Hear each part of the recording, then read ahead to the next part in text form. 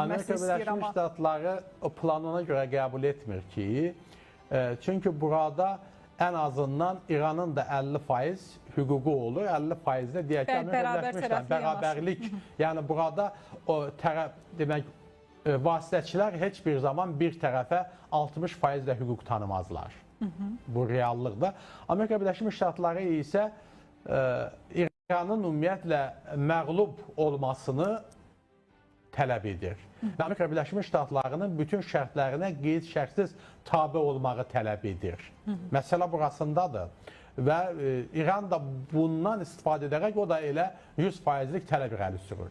Əgər orada müəyyən bir Amerika Birləşmiş Ştatları tərəfindən yumşalma olsa, ola bilsin ki, İran tərəfindən də o qədər yumşalma olar. Amma 100% ritorika müharibədirsə, 100% də ritorika İrandan gələcək.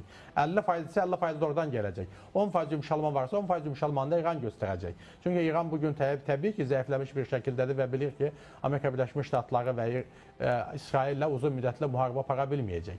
Aparacaqlar. Yəni bugün hətta Fələstin, deyək ki, Yemen, dünyanın müxtəlif sanksiyalara məruz qalmış ölkələri də elə 10 illiklər ərzində yaşayıblar da, inkişaf ediblər də.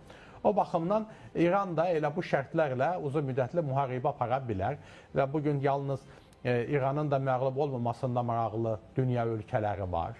Onlar da əl altından hansı vasitələrlə İrana kömək edəcəklər. İran başqa ölkələrdən hansısa vasitələrlə kömək əldə edə biləcək, silahlar əldə edə biləcək və müharibənin bu şəkildə sonu görünmür. Müharibənin sonu onda görünə bilər ki, demək, Amerika quru vasitəsilə də hücuma keçsin və birbaşa, yəni, belə deyək ki, döyüş meydanında İranı məğlub etməyə çalışsın. Bu da ki, böyük tələfatlar, fəlakətlər deməkdir.